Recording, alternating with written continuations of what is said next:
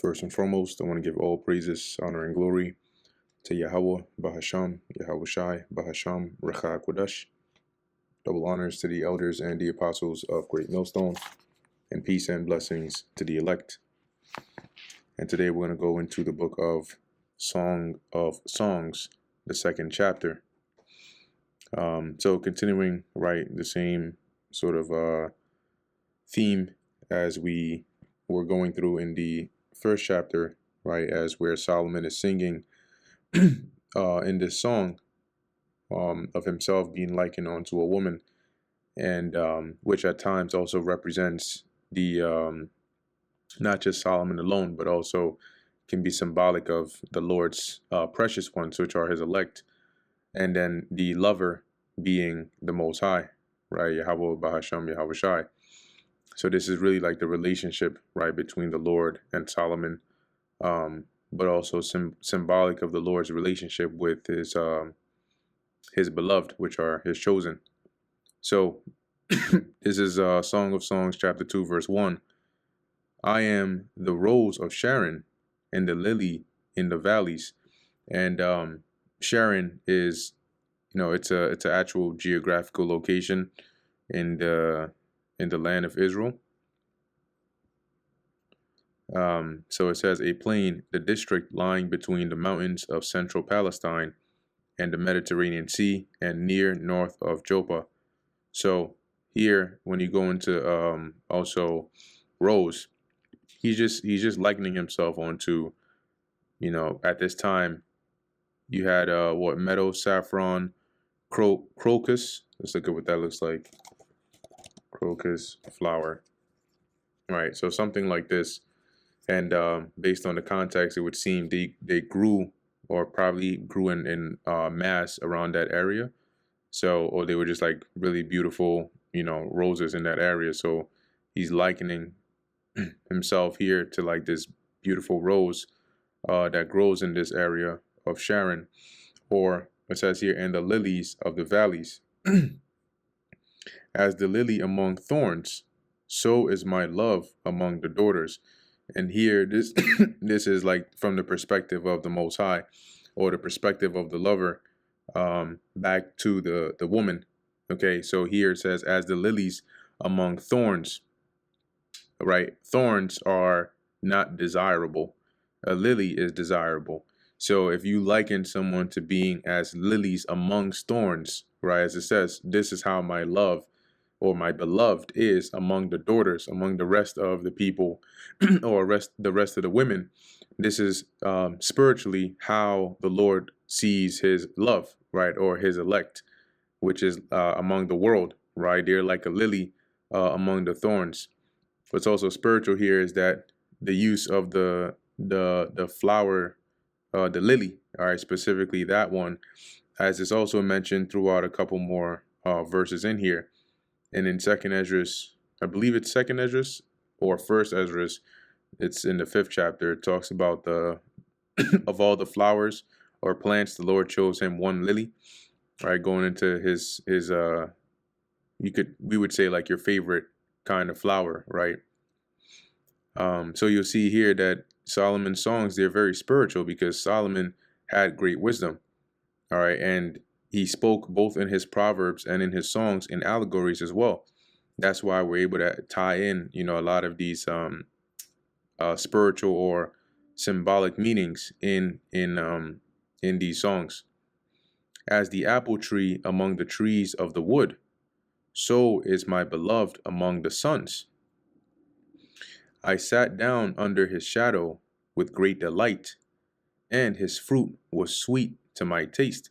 See, so it says here, as the apple tree among the trees of the wood. Let's go here. Let's read this in the NLT. It says here, like the finest apple tree in the orchard is my lover among other young men. Okay, and here this is emphasizing the way, all right, that this woman is looking at her lover, where she basically has eyes for nobody else. So she's likening him on to being this finest tree of all the trees out there, right? Which is likened onto the other men.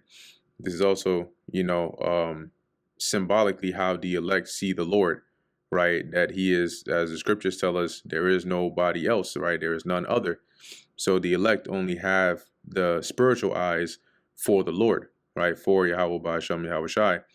And as it says here, I sit in his delightful shade and taste his delicious fruit. So if he was likened onto this apple tree, then the fruits, right, or the things that come of the Lord are likened onto this delicious fruit, right? Now it mentioned here back in the KJV, sitting under his shadow with great delight.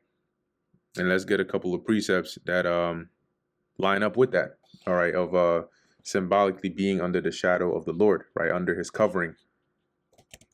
So the first one here is in the book of Psalms, chapter 57, verse 1, right? To the chief musician, Altachith, Michtam of David, when he fled from Saul in the cave, be merciful unto me, O God, be merciful unto me, for my soul trusteth in thee. Yea, in the shadow of thy wings will I make my refuge, until these calamities be overpassed. So what was David saying here by referring to the shadow of the Lord's wings? That would be his protection. Okay, that's where he would seek. Let's get one more in Psalms 91 and 1. He that dwelleth in the secret place of the Most High shall abide under the shadow of the Almighty. See, security of the one who trusts in the Lord. So what is that also likened on to? Trusting, right? Trusting the Lord. So going back to Song of Songs, chapter 2, verse 3, mentioning that I sat down under his shadow with great delight. That is also the, symbolically, that is the position, all right, of the elect, right? The elect are under the shadow or in the shadow of the Almighty, right, with great delight, because that is the protection and the hedge that he has over them. Verse 4, he brought me in to the banqueting house, and his banner over me was love, right? And a banner is like a sign, right, or some sign, to put, for lack of a better word here. And the banqueting house, a banqueting house, is going to that word because we know what a banquet is, right? It's like a feast. So it's where you go to like eat and drink. So what would that be likened onto, right? It says here wine, banqueting, okay? So you don't just drink over there, right? But you eat and drink. And so what would be likened spiritually onto being the banqueting house of the Lord? Basically the place of this truth, of this knowledge, right? Because this knowledge is likened onto eating. The scriptures also say, right, all ye that thirst, right, you can come onto the Lord, roughly paraphrasing.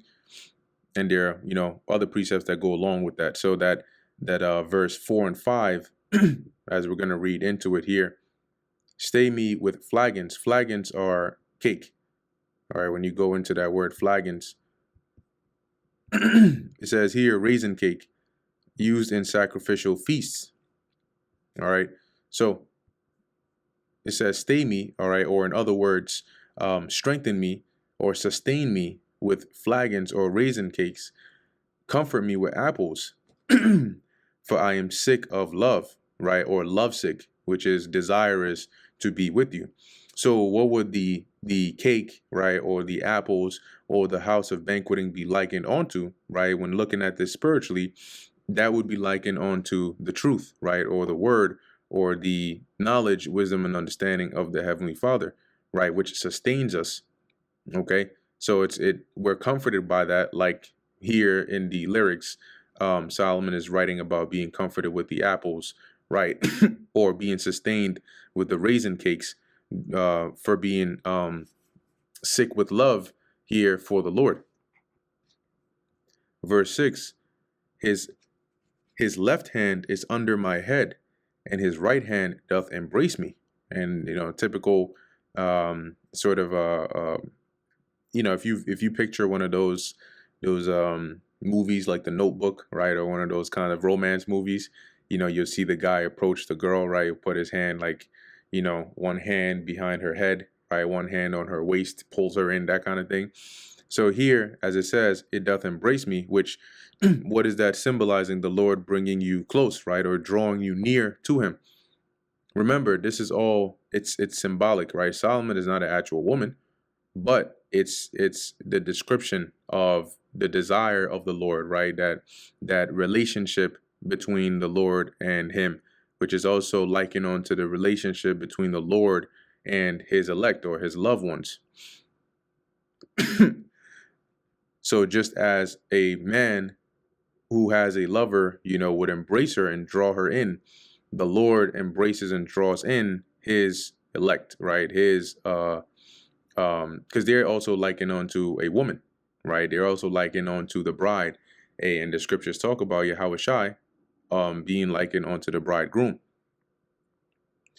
Verse 7, I charge you, O ye daughters of Jerusalem, by the roes and by the hinds of the field, that ye stir not up. When you charge someone, it's like giving them a command, right? That ye stir not up, nor awake my love till he please. Now, let's look at this in the NLT concerning the charging, right? So, in other words, promise me, O women of Jerusalem, by the gazelles and wild deer, not to awaken love until the time is right. So it's part of the lyrics of the song, but when it mentions nor awake my love till he please, in other words, what it's saying here is, if the love here is referring on to the Lord, don't try to force his hand, right? Don't wake him until he's ready. Because when you do that, it's likened onto trying to force the Lord's hand. So if the elect are likened onto the Lord's love, and here in the lyrics, Solomon is saying, don't wake his love, which is the Most High, until he please, until he's ready. Don't try to force his hand to bring about, the things he has said to happen until it's time. Because we know that the things that we would try to speed up, all right, or we would wish to be here, likened onto a lover who is eager and wants to, as it says, awake her love so she can be embellished in it. What we want to awake the Lord to do would be to bring deliverance to us, right? But we have to wait. Okay, real quick, let's go to the book of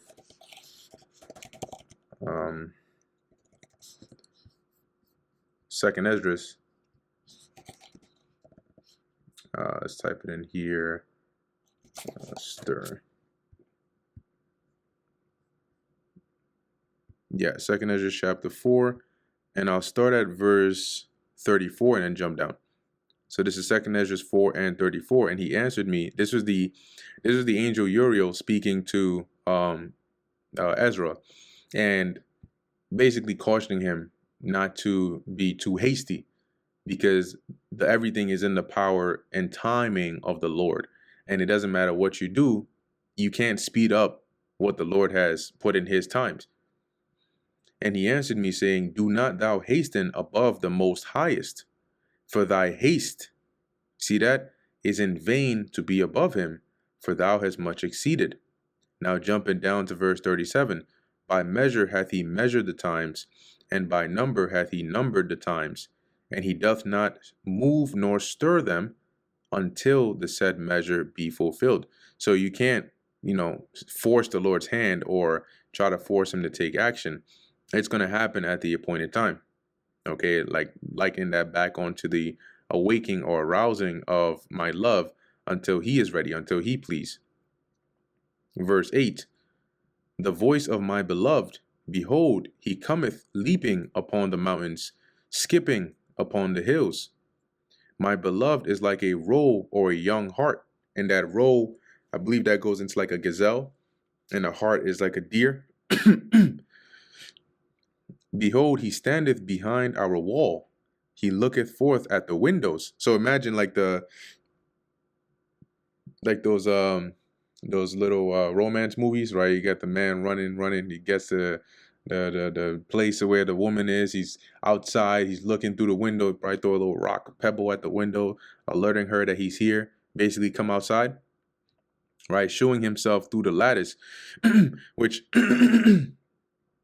symbolizes the Lord, because it mentioned skipping, right? Basically coming swiftly, Because when you liken it onto a roe or a hart, you're dealing with like speed and swiftness. And this is likened onto the Lord coming swiftly to get us.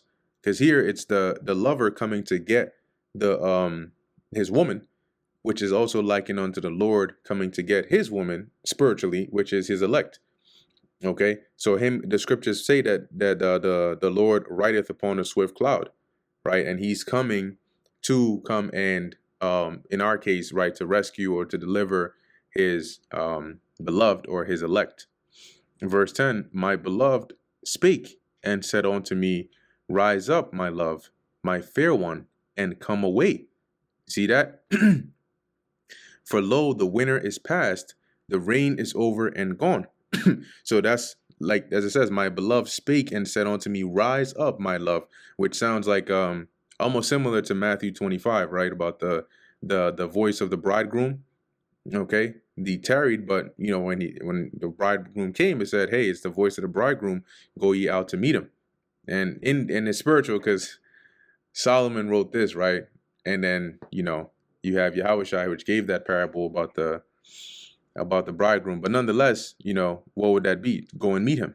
So here, the love is calling out to his woman to say, come on, let's go. For lo, the winter is past, the rain is over and gone.